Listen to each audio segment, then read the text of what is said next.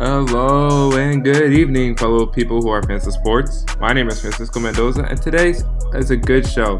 NBA offseason, it's not over yet. Deals and trades still happening, and it's far from over, and that's what today's show is going to be about. The 2019 rookie class, the NBA trades and signings, and the word everyone talks about associated with basketball, loyalty. And it all starts after this.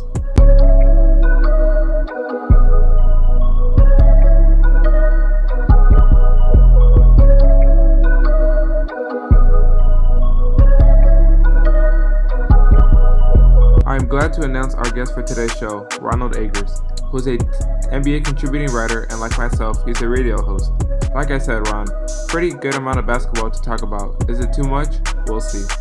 Let's first talk about the biggest offseason move. LeBron signs a 4-year deal with the Lakers. How much did this move affect the NBA? Was it bigger than KD signing with the Warriors? Without a doubt, the big thing here is this: the Los Angeles Lakers are now relevant.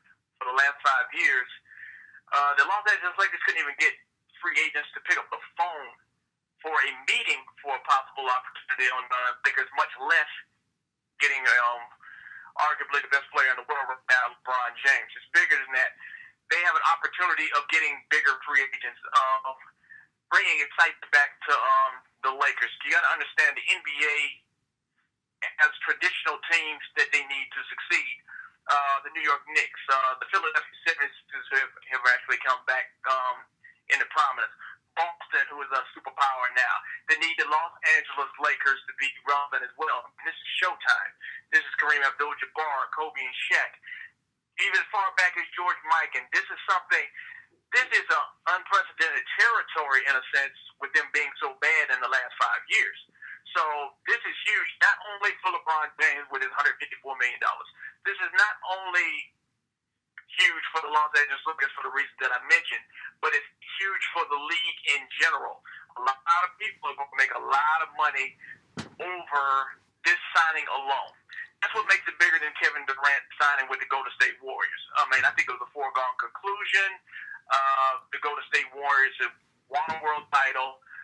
They're going to win again. And we understand that the Golden State Warriors has won without Kevin Durant. I think that's part of the problem that he's had, being criticized about how well he's doing in the NBA in his place and the reason why he left OKC. With LeBron James, this signing affects not only LeBron James and the Lakers, but the entire landscape of the National Basketball Association. Yeah, you said LeBron joins the Lakers. There's already a lot of Lakers greats. Magic, Wilt Chamberlain, Kobe. I guess you can mention Shaq in the conversation. They didn't stop there. The Lakers were trying to get Kawhi Leonard and Paul George. But, of course, that didn't happen for either player. At the time, Leonard stayed with the Spurs, and George signed a 4-year deal with the Thunder. I mean, the Lakers weren't done. They're going to help LeBron, back him up. So they pick up JaVale McGee, Lance Stevenson, and Rajon Rondo. And all of them basically had 1-year deals. What does those signings mean for LA? Are they rental players for the finals run this season? What do you see their future in LA? Okay, this is where a lot of people misunderstand moves of Rob Pelinka, the general manager, and the head of basketball operations, Magic Johnson. These moves have been criticized, but we got to understand what's going on right here. With Kawhi Leonard wanting to get out of San Antonio made it clear that they're not going to trade Kawhi Leonard to any Western Conference teams. That's something that was stated. It's just good business sense. We know that San Antonio has probably one of the smartest front offices in the National Basketball Association. What happened here is this. Let's just say the Lakers made a trade for Kawhi Leonard immediately. That means they're going to give up young players. That means they're going to give up draft picks. San Antonio Spurs was wanted pretty much a king's ransom for the opportunity to trade for Kawhi Leonard. That's something that the Lakers was not willing to do at this point. Why? They're not a championship team. Let's be clear on that. I don't care if LeBron James is in a Lakers uniform. They're not good enough to beat Golden State. Golden State is in another stratosphere right now, and basically the rest of the NBA is catching up and trying to figure out what makes them so great. So LeBron James is not going to be the golden tip, the golden goose to get them over the hump at this point. But I will say this: they're getting interchangeable parts with the Lance Stevenson signing, with the Rajon Rondo, put Mike Beasley in there, and JaVale McGee. Those guys, they're interchangeable parts. They are tough-minded players. And here's the key thing: 1-year deals. So guess what? They're holding cap space for 2019, which a lot of teams in the NBA are doing right now. With that being said, 1 year at $9 million for Rajon Rondo. JaVale McGee, 1 year at league minimum. Lance Stevenson, 1 year for $5 million. Michael Beasley, 1 year at league minimum. These are cap space type of moves. You're filling up your roster because you have to have a bench as well, and you can make a run for Kawhi next year. You don't give up Brandon Ingram. You do not give up Kyle Kuzma. Don't give up Lonzo Ball, Josh Hart, your young players that you've been trying to develop for the last 2-3 years. So not only do you get LeBron James in the fold, and you have a lot of time you don't have that time worrying about will LeBron James leave. He didn't do a 1-year deal with a player option, which is a 1-year renewed deal. They got him for 3 years, so there's patience there to build the team correctly and build for the future and not have a cap-strapped with salary cap basis. So what they're doing right now is they're making a run. They'll make a run for Kawhi Leonard next year if Kawhi Leonard does not feel like going to the Raptors, staying with Toronto Raptors.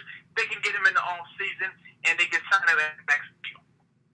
As for Paul George, you got to give Oklahoma City, especially Sam Presti, give him a special shout-out for what he has done.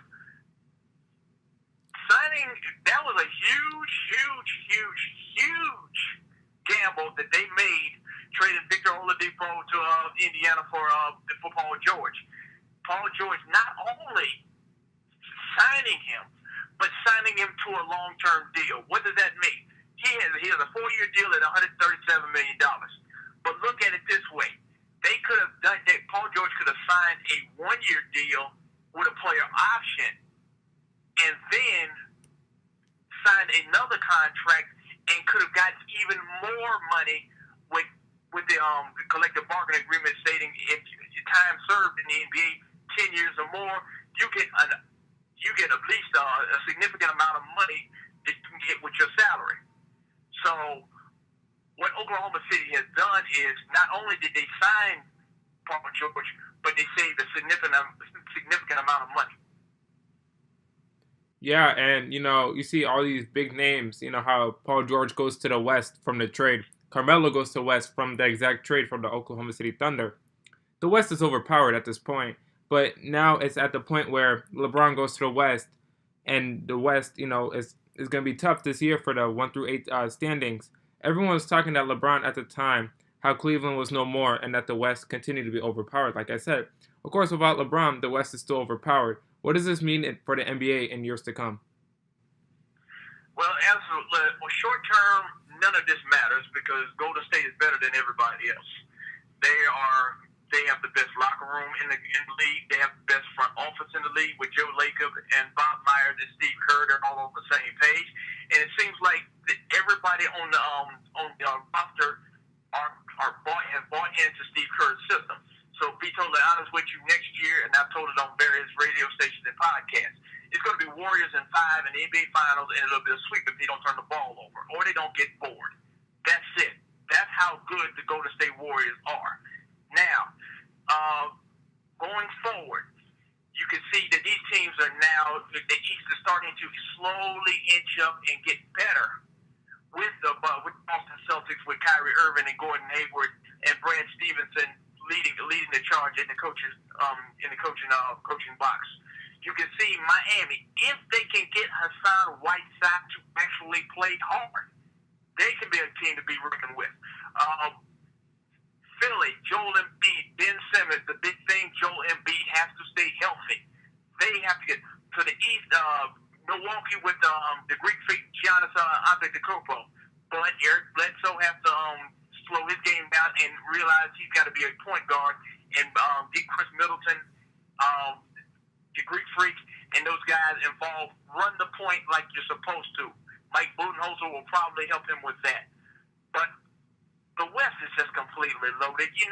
Golden State's in another stratosphere. The Lakers are better. San Antonio's a better team. You got Houston, even though they're taking a step back with Trevor Ariza and Lou Ma'abute going back to the Clippers, Trevor to the Phoenix. They've lost some defensive intensities. They're going to miss that. Melo will help somewhat, but he just doesn't defend very well. He did not play very well in Oklahoma City. It's not going to change in Houston. They do the same system. It's just more of it and faster.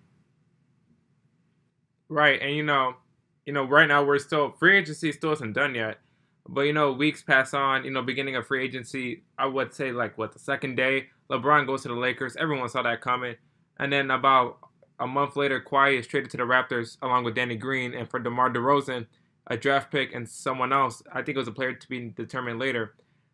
How much did this surprise you? Because I knew this surprised the whole NBA fan base. Well, first, I'm happy that this saga was over because the Kawhi Leonard San Antonio saga was getting a little bit ridiculous for a couple of reasons. Number one, the biggest reason was Kawhi Leonard and his silence. We're not willing to talk and not willing to let his feelings be known about what happened, how his health is, and stuff like that. As for the surprise of the deal, Toronto pretty much did the best that they could, even though it's a huge gamble. Trading DeMar DeRozan to San Antonio. San Antonio, basically, their front office, R.C. Buford, Greg Popovich, and the ownership group, pretty much do what they always do. They make the right decisions, be patient, and they end up getting the best out of the deal, which I feel they did. DeMar DeRozan is an all-star. They got him locked in for about 3 years. Danny Green is just rotational player that's probably a product of the San Antonio Spurs system. And Kawhi Leonard is still going to the Toronto Raptors, and probably still will be in the Los Angeles Lakers uniform next offseason, or probably sooner than that with the trading deadline coming up in basically around January, February. So, with this being said, San Antonio Spurs pretty much did an outstanding job out of a lose-lose situation. It's a shock to the landscape of the quickness and the groundswell of how that deal was done. Toronto Raptors was not in the running in a sense. You never heard any reports. It's one of those cases that happened in 24 to 36 hours. It gained momentum, and the trade was pretty much a shock. We all know it was a shock to DeMar DeRozan, and a lot of reports about he felt that he was being misguided in the future of the franchise. But shocked by the logistics of the trade, yes. But that's how the NBA works. That's how general managers do. You'd be surprised how many times general managers call that's not reported. That the inquiries that are, because that's their job, pick up the phone, find out if they can get players to make their teams better. The speed of the deal was a surprise, and also the teams, but it's not a complete shock with this landscape of today's NBA. Right, and you said not a shock.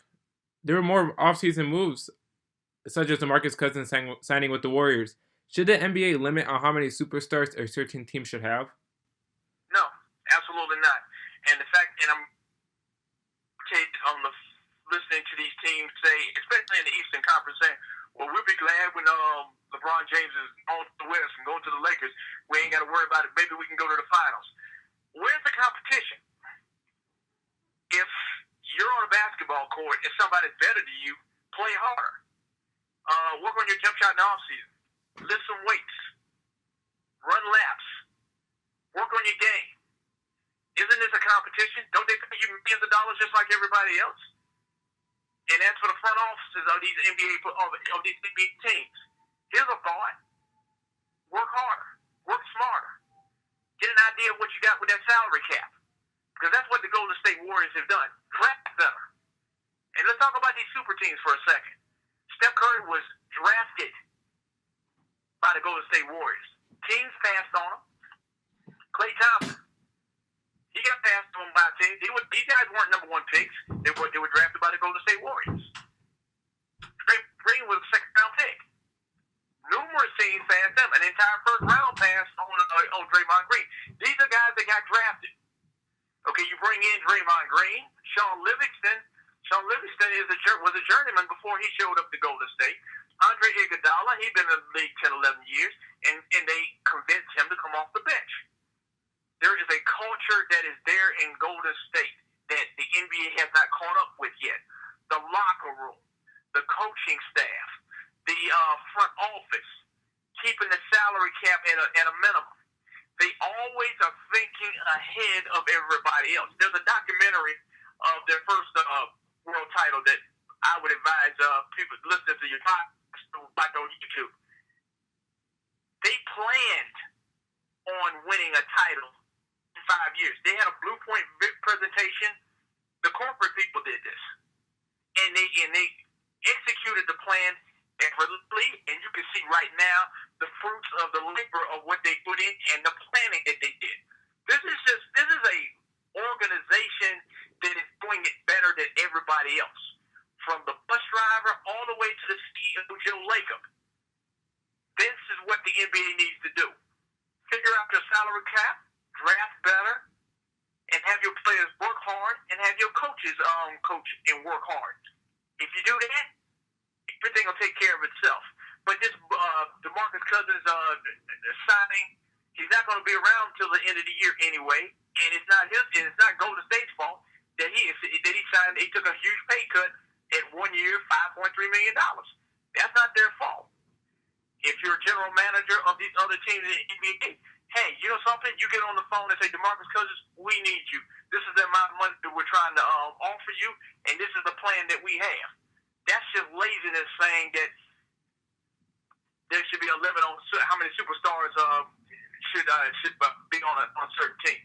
That's just laziness by a lot of teams in the NBA and a lot of players, in a sense, too. Players whining about Kevin Durant going to the Golden State Warriors. You know what they did? Steph Curry, Klay Thompson, Draymond Green went to the Hamptons and told Kevin Durant, "We need you. We want to play with you. We want to build something special with you." And Kevin Durant said, "You know something? I'm honored. These guys think of me in my game that they want to play with me. So I want to join them." And the rest is history. The rest of the league really needs to grow up, get better, and catch up to the Golden State Warriors, and watch how they run their business. Then after that, they can win a title too. Right, and one thing that, when you're talking about salary cap, one thing that amazes me, Steph Curry is the fourth highest paid player on the Golden State Warriors. And I would say for the best or second best behind KD being the best of the Warriors. He's not one taking all the money. He's giving most of the money to his teammates so his team could get better. We can get DeMarcus Cousins recently. Of course, the big signing of KD, Iguodala off the bench, Livingston off the bench. So they're not done yet. I would say that this era in Golden State is going to be lasting a while. But of course, there was more this offseason, where like Jabari Parker going to the Bulls, Dwight Howard gets traded to the Nets and it gets bought out by them to sign with the Wizards, and Jeremy Lin gets traded to Atlanta. There was one more move that just recently happened. Carmelo traded to the Hawks and then bought out and then signs with the Rockets, as I think it was yesterday. Do you think Melo has a strong chance to help the Rockets win the NBA Finals beat the Warriors and then go to the NBA Finals? No, not a chance. I'm a big Melo fan, but I'm gonna be realist. I cannot mess up my reputation as an analyst being a fan of Melo. It's just not gonna happen. Melo is gonna have to change his game. Melo needs the ball to be effective. If anybody watched Melo during the playoffs last year, during the Utah series, he just was awful. Let's just be clear with it. Let's just call it what it is. He was terrible. He cannot defend. See, Houston does not need scoring. Obviously, they got James Harden, Chris Paul, and you got everybody everybody on the roster needs to be able to shoot a three-pointer to even be on the roster, and then Capella just mans the middle, and they run up and down the court. That's basically the offense of the Houston Rockets. And to beat Golden State, you cannot outscore this team called the Golden State Warriors. You're going to have to be able to play some defense. I've already mentioned Luke Mahmoud going back to the Clippers. Trevor Reese going back to Phoenix. Hey, that's what gave Golden State trouble was on the defensive end. They need 3-and-D players, that three-point shooting and defense, to beat the Golden State Warriors. Carmelo Anthony has not played any defense of any evidence, in my opinion, since he left Denver.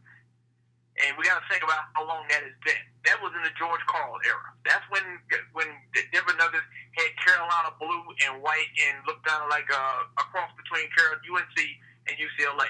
That's how long it's been since Carmelo Anthony played any defense. Plus, what did they do in Oklahoma City last year? They had him in the corner, stretch the defense, be a stretch for knockdown threes. He had 169 threes last year, which was a career high for him, but he struggled mightily at times during the season. And in the playoffs, they couldn't use him. They had to have finishing. He couldn't even finish games out because he struggles in the pick and roll. Donovan Mitchell and Ricky Rubio absolutely destroyed OKC in the pick and roll, just exposing Carmelo Anthony on defense. So, with that being said, Carmelo Anthony cannot, and I repeat this, cannot help the Houston Rockets beat the Golden State Warriors. Why? He is a poor defensive player. He should have never left New York. That was a mistake. I knew it was a mistake when he did it, but I understand sometimes you need a fresh start. But if he struggled in Oklahoma City with Russell Westbrook getting his shots, and you know he's going to get all his shots in, and Paul George getting his shots, think about what he's going to have to deal with in Houston. You got James Harden, who is option 1 through 6, and Chris Paul, who is 7 through 10. Carmelo Anthony is not going to get the shots he wants, and he does not defend very well. So basically, short, and there's an issue with him starting. Think about this for a second.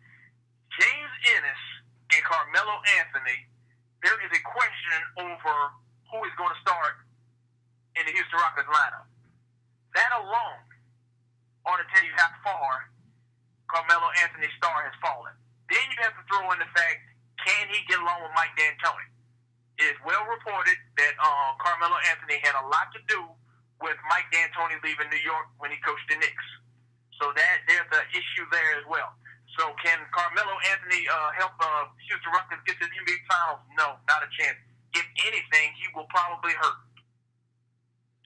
Yeah, I'm agreeing with you with Mike D'Antoni. I completely forgot about that Mike D'Antoni was the coach of the Knicks. Yeah, I think Melo's gone downhill ever since he's been traded to the Thunder. He's not the same as he was before. He's going to be one of the best players that has not won a ring because he's been good on the court. I completely agree with you. He's not going to help the Rockets whatsoever. You already got James Harden, you got Chris Paul. They're going to play down low ball with Clint Capella and the people off the bench. I completely agree with you. He's not going to do much. But, there's been so many offseason moves. What is one that you think can impact the team that no one sees or knows about yet? I wrote something for Raptors Republic a couple of days ago. It just got posted today. The Greg Monroe signing for the Toronto Raptors at 1 year, $2.2 million. And people would probably look at me or listen to the podcast and say, you're an absolute nut. But I want you to understand why. Do we remember when Toronto got swept out of the playoffs by the Cleveland Cavaliers? Let's take a look at that front line. Jonas Valanciunas did little to nothing in that series. Serge Ibaka hasn't done anything since he left Oklahoma City. Basically, he just stands out there and shoots jumpers, and these guys collect a serious amount of money, $15 to $20 million a year, both of them. And with the Toronto Raptors trying to cut bait and cut salary, one of those two guys could be on the move. And now Pascal Siakam, he's a good player, but he's going into his second year. So I believe with him, with Greg Monroe, you're providing toughness. You got a low post presence, which the Toronto Raptors do not have at all, and you have a free agent signing who does not have one eye on. It doesn't have an eye on Los Angeles, and I'm talking about Kawhi Leonard. So if Kawhi Leonard leaves, guess what? His salary is good as a trade sweetener. You can use it to facilitate a deal with the Los Angeles Lakers or somebody else. So I like the Greg Monroe. Trade signing, but I really love the Jabari Parker signing. That's pretty much the best one I've seen. The Chicago Bulls really, with Gar Forman and John Paxson, have pretty much done an awful job in providing direction and a vision for this Chicago Bulls lineup. But with Jabari Parker signing and the Wendell Carter Jr. Draft pick, the draft that they came up with out of this year's draft, maybe they're going young for real, and they will develop these players. Hopefully, they will treat them right and with respect, and they can build a team that way through the draft. Right. Next topic we had was the rookie class. As you mentioned, Wendell Carter Jr. Who do you think will impact their team this year? The most impact for me, honestly, I like Luka Doncic, who got drafted third, but by the Atlanta Hawks, but he got traded to the Dallas Mavericks. I like that trade. They say he's the best player in Europe. He runs the point. He's a dominant player in Europe, one of the best ever. With him going to Dallas and Dirk Nowitzki serving to him as a mentor, I like what's going on with the Dallas Mavericks. They are trying. I don't particularly know what's going on. I think that they need to move on from the Dirk Nowitzki era, but I do like the Luka Doncic signing the acquisition for the Dallas Mavericks. DeAndre Ayton is obvious. It's pretty much an obvious signing. He's going to help out the Phoenix Suns. They're going to put fannies in the seats. They got a rim protector. They got a big man in the middle and it's got to help the defense of the Phoenix Suns, who could not spell defense. They just spelled it. I thought they think defense was a gate that surrounds a house or something. That's how bad their defense was. So I think with those two players, can really be run 1 and 2 for Rookie of the Year. Yeah, I don't know why, but I feel like Wendell Carter Jr. can, be a big impact for the Bulls. I remember when Porzingis got drafted, he was booed, and he turned out to be the hero in New York. I'm not saying that Carter Jr. got booed, but I feel like he can make an impact for the Bulls.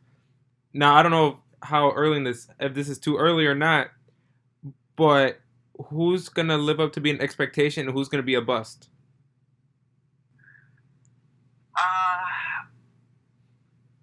Let's go bust first.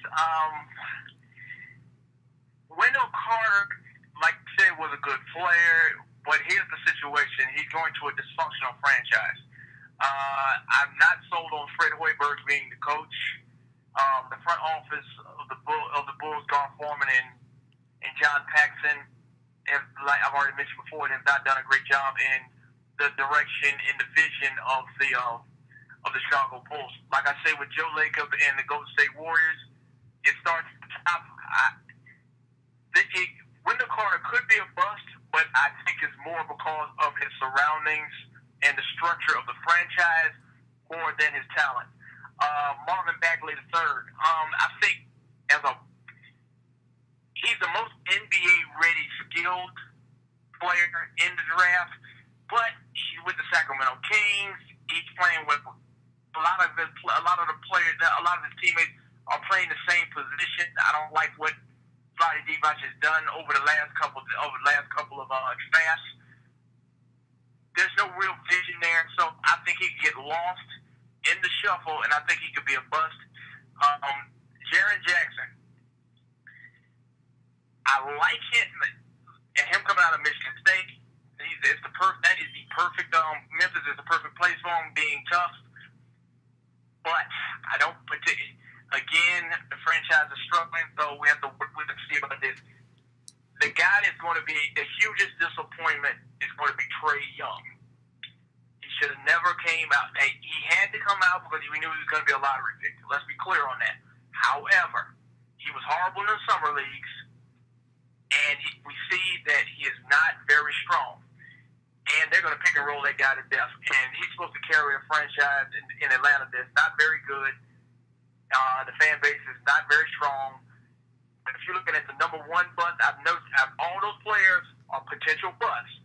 But the number one guy who I am predicting to be the bust of the rookie class is going to be Trae Young. Michael Porter Jr. already is a bust. I don't know why the Denver Nuggets signed. I don't know why they drafted him with his back problems. Guess what? Now he has back surgery, so he's out indefinitely. So the leader in the clubhouse right now is Michael Porter Jr. before the season even starts, but overall it's going to be Trae Young. The player that I like, that I think is going to be a flat-out superstar, a flat-out stud. You heard it here first. Michael Bridges, who got traded to the Phoenix Suns from the 76ers. Lottery pick out of Villanova, because if he can defend, and then get that and actually combine his defensive talents with Trevor Ariza in Phoenix, that could be he's not going to win Rookie of the Year, but he's going to be a guy that you watch out for. Yeah, as you mentioned, Rookie of the Year. Who do you think is going to win it? I think it's going to be DeAndre Ayton, but it's going to be close with Luka Doncic. Okay. And the last topic of the show is on loyalty in the NBA. You know, this has been an ongoing conversation for quite a while. You know, DeMar DeRozan brought it up. But, you know, back in the days, early 2000s, Kobe was loyal to the Lakers, never went anywhere. Tim Duncan loyal to the Spurs. Dirk is still loyal to the Mavericks to this day. This can be a two-sided discussion where the front office trades the loyal player, or the loyal player just is sick of the team and wants to leave. Recently, last year, Jimmy Butler gets traded to the Timberwolves for Chris Dunn, Zach LaVine, and Lauri Markkanen. And this year, DeMar DeRozan was a part of the Leonard trade. What does the term loyalty mean in the NBA nowadays? Nothing. It never did. Let's go back to a little history lesson here. Remember the Kobe Shaq beef? He wanted to go to Chicago. Kobe Bryant wanted to go to Chicago. That floated around for a little bit. Tim Duncan, he nearly went to Orlando. You remember when T-Mac and Grant Hill those two signed before Grant Hill messed his ankle up and things never worked out? Well, the player that they really wanted was Tim Duncan. So that was close too. He could have easily been in Orlando. He could have been in Orlando as well. And Dirk Nowitzki, now that's loyalty. If you want to talk about some loyalty, there is something deeper with Dirk Nowitzki and Mark Cuban. It's more than basketball with them. They have a relationship. You can see he enjoys playing in Dallas. That's why he's still playing and going into his 21st year. I understand that. That's understood. But understand,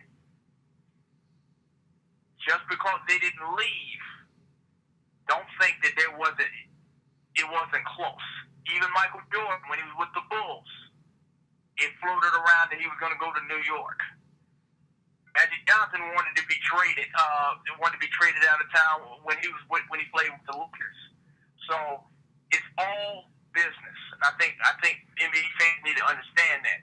If you have a better opposition to it, better chance to win, or you have better options of ways you've been treated and everything, because when Jimmy Butler got traded, he was not being treated very well by the front office. He thought he was being disrespected. The D Wade situation and Rajon Rondo, they kept changing the mission statement in a sense. So there was a whole lot of things going on behind the scenes, and same thing with Jimmy Butler now. He's trying to reportedly trying to team up with Kyrie Irving and set up a team somewhere else. But there is no loyalty in business, ever, especially in the NBA. The one thing about Danny Ainge, who's the head of basketball operations for Boston Celtics, he will tell you, my job is to make the Boston Celtics better, and I will trade any player to make that happen. We saw that with the Isaiah Thomas trade to get Kyrie Irving in. It's not about loyalty. There is no loyalty. You have loyalty to your family. You You have loyalty to your friends that have been down for you from day one. You don't have loyalty to an NBA team. It's just like a job. Being an NBA player you are an employee of the NBA, and your franchise that you work for is the NBA team that you play for. That's it. They have no loyalty to you. You have no loyalty to them. And I think when people use that word loyalty, it's been taken out of context and being misconstrued. And I'm here to say there is no loyalty on either side, whether it be basketball teams and these owners or the players. Let's be clear on that. Yeah, what you said before, Jimmy Butler didn't have a great connection with the front office, and it makes sense. It's in the job. It's a job. You're not gonna have good loyalty in your job. But I do want to mention one last thing. Kyrie Irving and Jimmy Butler, rumors have it that they want to team up. Many have said the New York Knicks. I keep seeing these things all over social media that it could be the Chicago Bulls. There's been so many team ups like LeBron and D Wade. There's probably others that before my days, before I kept up with the game. Where do you think Kyrie and Jimmy Butler will play next season? Boston. Boston? You wouldn't even consider Chicago as an option? Let's be clear. I would love for Jimmy Butler and Kyrie Irving to go to the New York Knicks because I'm a New York Knicks fan. But let's be clear on something. If you're trying to win, Kyrie Irving's not going to. Why would you leave a team who was one game from making the NBA Finals without you? You're coming back. You're coming back to a team that's loaded. Jason Tatum, Terry Rozier, Gordon Hayward, Aaron Banks, and you have probably one of the best young coaches in basketball in Brad Stevens. And you're going to pack all that up and go to New York. Doesn't make a lot of sense. Also with Jimmy Butler. And you got to understand too, Boston after this year can sign to a major deal. So is he going to walk away from millions of dollars just to go to New York just to barely make the playoffs? When New York Knicks are obviously under major construction at this point, it just doesn't make any sense. A lot of times rumors come out during the offseason because we really don't have anything to write about. And a lot of people we are just hoping and praying that October 16th comes soon. I mean, think about it. The Christmas Day schedule came out, and it was a big deal. The Martin Luther King Day schedule came out, and it was a big deal in the NBA news today. So a lot of it is rumors and speculation, but I do not see, to be totally honest with you, I don't see them teaming up. Number two, if they do, Boston, I don't see Kyrie Irving leaving Boston, and if Jimmy Butler comes in, he's going to have to take a severe pay cut to make this thing work. And now, if Danny Ainge can make a trade and do some things and get trade away some of his young assets, which I don't think he's going to do, for Jimmy Butler and bring him in and then sign him to an extension, I've seen Danny Ainge do crazier things. But I really don't see them teaming up, and I really don't see them in New York. Yeah, why would Kyrie leave Boston when he's got the team right there? Now, I don't know if this is true or not, but I saw a couple, like a month ago, Jimmy Butler denied the contract extension from the Timberwolves. I don't know if that's true or not. Is it? Yes, he did deny it. 4 years at $100 million. He said no. There's a lot of dissension in the locker room from reports. Andrew Wiggins is not getting along with a lot of players in the locker room. Jimmy Butler is a little bit irritated with some of his teammates from work ethic type of situation. We already know Tom Thibodeau and his coaching habits. He can run thin after a while. There's just a lot of issues in the Minnesota Timberwolves organization, and I think that's pretty much why he's trying to get out. He doesn't see. He pretty much sees things that he's probably dysfunction that he saw in Chicago. And one thing that you don't need to lock yourself into a long-term contract with a dysfunctional franchise, especially when you're trying to win and you're putting in the work. You want to be in a culture that cultivates winning. And right now, Minnesota Timberwolves are not that franchise right now. Right. Wiggins isn't getting along with people. Butler, I also heard about Karl Anthony Towns also wanted to leave Minnesota. Where do you think these three key players that can help a team beat the Warriors? Where do you think these guys are gonna end up at? I don't think he's going anywhere. Man, Minnesota can offer him a ton of money. They're going to give him the max deal. He'll probably get about, what, $150, $160 million. Karl Anthony Towns is not going anywhere. Andrew Wiggins may go somewhere if he can find somebody to take his contract and trade him or get Jimmy Butler out in a deal. And they may have to trade Jimmy Butler because he has most contract-friendly deal to make a contract-friendly salary to make a deal. So with him being in his last year of his deal, so he opt out of his contract. So right now, Karl Anthony Towns is not going to go anywhere. Andrew Wiggins ain't going anywhere because I don't think anybody wants to trade for him. So Jimmy Butler's going to be the odd man out, and with him wanting to leave anyway, and them turning down that extension. So right now, as of this year, barring injuries, let's be clear on this: the Golden State Warriors are not threatened by anybody. Soon as Trevor Ariza signed with Phoenix, soon as Luke Maramucci went back to the LA Clippers, Houston went back to the pile with everybody else. No one's going to be able to beat the Golden State Warriors. The only team that can beat the Golden State Warriors right now is the Golden State Warriors. Boredom, complacency, or the team just start going for theirs and going for getting individual awards and stuff like that. Outside of that, it's going to be Warriors in 5. In a sweep if they don't turn the ball over. Okay, so you're saying that Golden State's going to go to the finals. Who do you think they're going to play from in the East? They're going to win. They're going to win the NBA Finals in 5. Against who? It'll be a sweep if they don't turn the ball over. Who are they going to play against? I think it's going to be Boston. Unless barring crazy injuries again, it'll be Boston. I picked Boston to go last year, even before the Isaiah Thomas trade, because I didn't think Cleveland was good enough to win the title, to go back to the finals this year. But when that knee infection hit Kyrie Irving in the last week of the season, and he was out for the playoffs, that pretty much killed everything. And then that horrible injury in the first 5 minutes of the season, the Boston Celtics ran out of gas. But this year, everybody shows up, comes back, and runs it out again. Jason Tatum is going to be better this year, working out with Kobe Bryant. Terry Rozier is a stud. They re-signed Marcus Smart to a 4-year deal. He's happy. I think it's going to be Boston. Okay. Well, I think that's all the time we have for today's show today. Wow, that was a lot of basketball. Boy, was I not wrong. Stay tuned in the following weeks because we have several huge interviews that you won't want to miss. Once again, this has been the LowDown, and I have been Francisco Mendoza. Stay smooth and stay tuned.